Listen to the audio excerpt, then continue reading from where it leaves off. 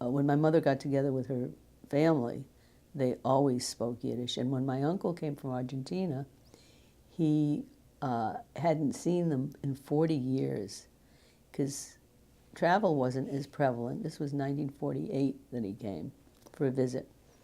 And a lot of time English words are Yiddishized.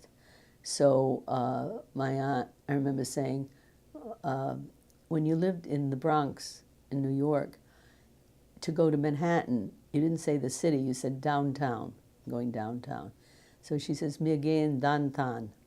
So he said, what's this downtown? She says, downtown. Oh, the interste Chelik von Stut, he said, you know.